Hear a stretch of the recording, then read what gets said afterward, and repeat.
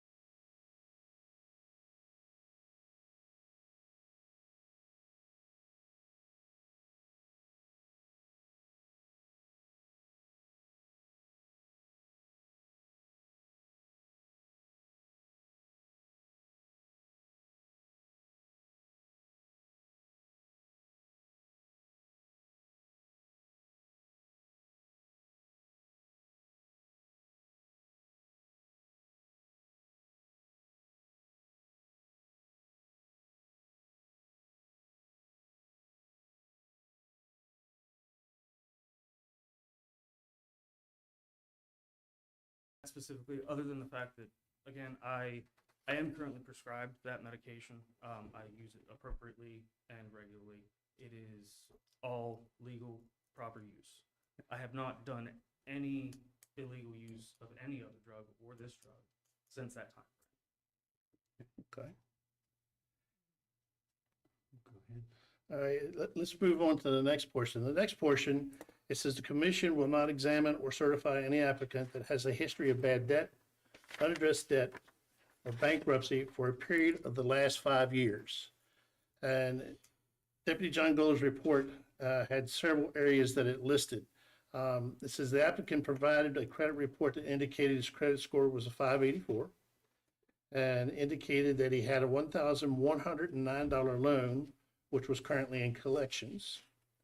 The account showed it was an open date with the credit management agency from 2021.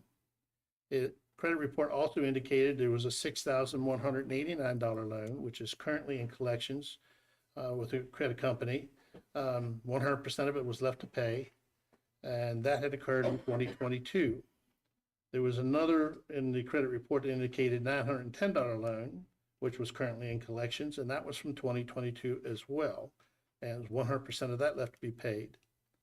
There was a credit report, $14,349 loan with Capital One Auto Finance. It was opened in 2019. It shows a reported date of 2022 with a current payment status of in collections and charge off. The account detail shows a derogatory status was marked as charged off as bad debt with a closing date of 2022. And then in section 4, financial history of the Berkeley County Sheriff's Office pre-employment packet, the applicant answered yes to the question of having any property repossessed. He stated he had 2 vehicles were voluntarily surrendered and the third was formally repossessed in lieu of bankruptcy. And it also showed that the applicant had filed for Chapter 7 bankruptcy in March of 2019.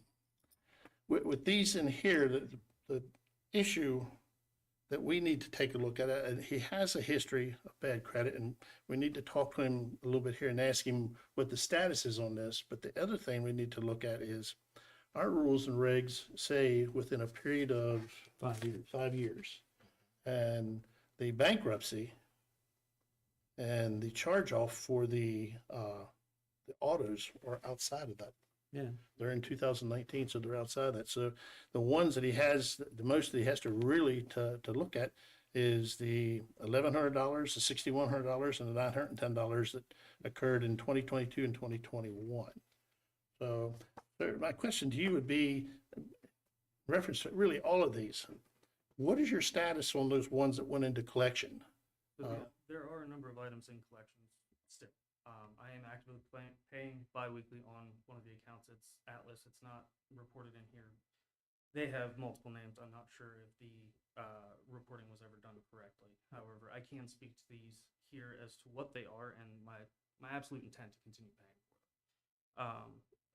Midland Credit, that was actually a credit card that should have been part of the bankruptcy, but obviously they held on to it, moved past the timeline, and then managed to put it out into collections.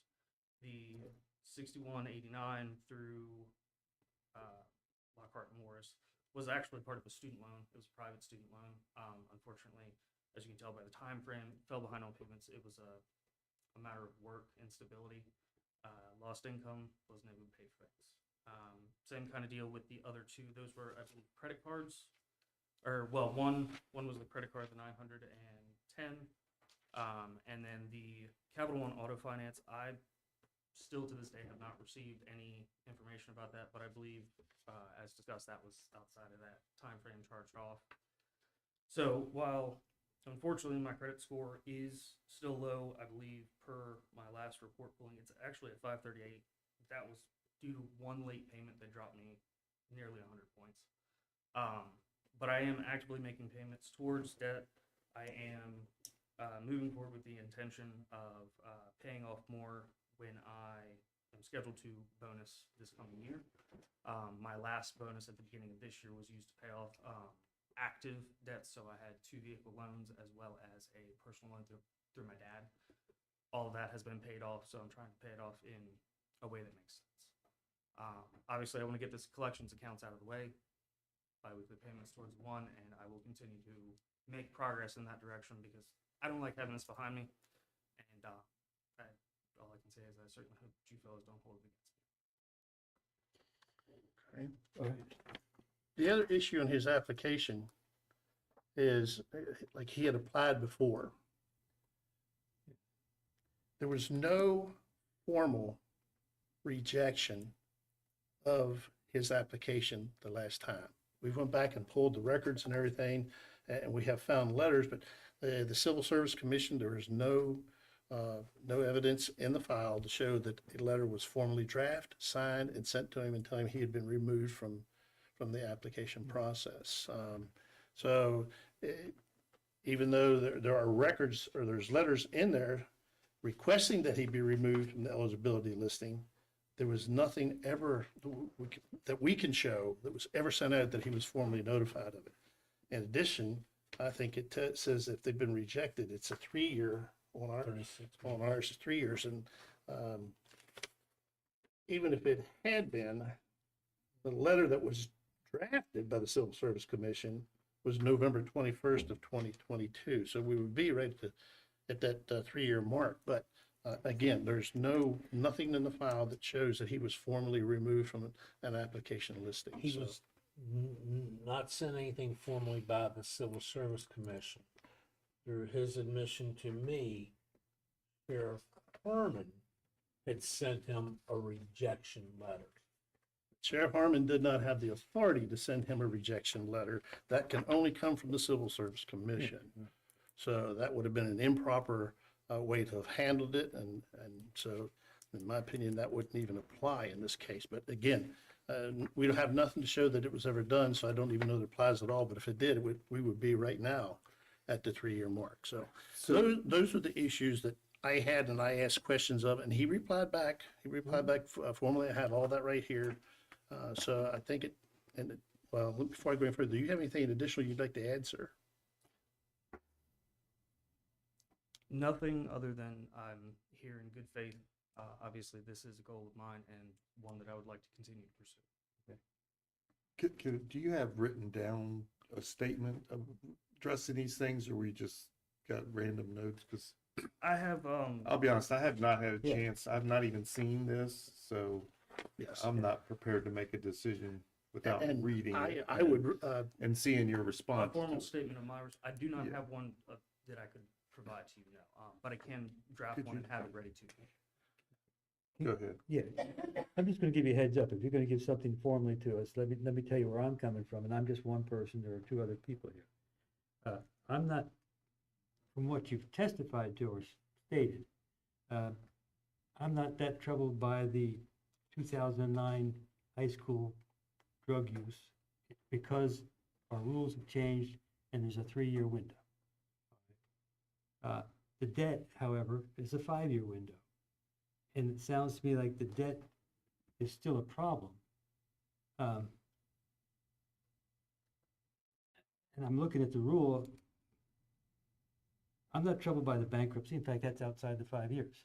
That's great. In fact, bankruptcy is there to remove bad debt. That's the purpose of it, to give you a second chance. But the fact that this credit problem is continuing is troubling to me. So if you're going to show us something, you're going to have to address that to me, okay? Understood. That's my position. Yes, sir. I would recommend you give him a time frame to respond back so Sure. we can move forward with Sure. this. How much time you need? 48 hours and I can have a We formal have a, response. we have a meeting on November 19th. November 19th. Yeah, So, so give us a some week. time before that, all right? Understood. Can I also inquire, it says history of bad debt, but I'm not saying that I don't have bad debt. Yes. That's a very kind of broad statement. Do you have any sort of definitive recognition of what that would be, or a goal that I could shoot for, some sort of, anything that I could provide to show you that I'm getting? You want to When we talk about bad debt in our rules and regs, it's going to all boil down to when they run that, or you run your credit report and provide it to them. So if there's anything on your credit report That's what we want you to address, because that's what we're going to see. Yeah. All right. So what we would want to see is you tell us how much it is, where it's from, what it was for, okay, And- when it occurred, and what are you doing There you go. to address that debt, okay? Because I'll tell you, I agree with the president here. I look at that because I want to make sure, you know, if you're doing something to work to try to take care of it, that shows, you know, initiative on your part. If you're doing nothing to look at it, I have a problem with that, so yeah, that's what we would be looking for. So your credit report's going to be the big thing. That's where all of this came from Deputy John Gold. When they looked at your credit report, all that was listed. So Yes, sir. address what's out there on your credit report so we can see that, you know. And let me add, I appreciate you coming here today. You know, if you hadn't come here today, we would make a decision based upon solely what we've seen on the documentation and we'd go from there. I don't know what our decision will be at this point in time, but at least for your information, we're looking at this and we're giving you the opportunity to provide us more detailed information so we can make a decision what we feel is best for our community and for the sheriff's office, okay? That's all I'm asking, and that is absolute. I appreciate that consideration. I do need to know, where should I provide that form? Mr. Alderton. Yes, sir. That'll be easy enough. You have anything else? Not at this time. I don't think so. All right. Thank you, John. Thank you. Thank you. Mr. President, I would make a motion that we table this matter until the 19th to see if we get a response back. And if we do get a response, our chance to review that, and then we can make a more informed decision at that point in time. No Second. second. All right, all in favor, say aye. Aye. And we have tabled. Any other discussion of issue 2025-44?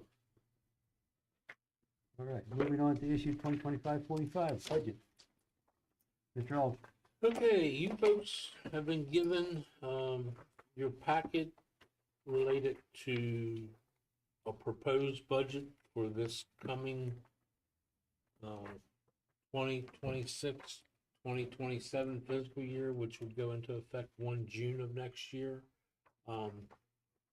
Also in your packet was, this Berkeley County Commission timeline of when things are due. This was released by the county commissioners last week. The county clerk has met with me and wanting to know what his thoughts are, or my thoughts are regarding the proposed budget for next year. Basically, looking to keep it the same as this year is what I've given him as a preliminary. Gentlemen, we earlier, last year, we didn't get $16,500 because the county commissioners did not want to spend money on purchasing new tests. We were looking at a third-party vendor for a third test. With that being said, we went after a third-party vendor due to the fact of the deputies wanting a study guide. We found that third party, but we didn't get the money to pay for it. So lo and behold, earlier, a few months ago, the West Virginia Division of Personnel came out with a study guide. So we've only had 2 tests under that study guide, if you will, for the deputies.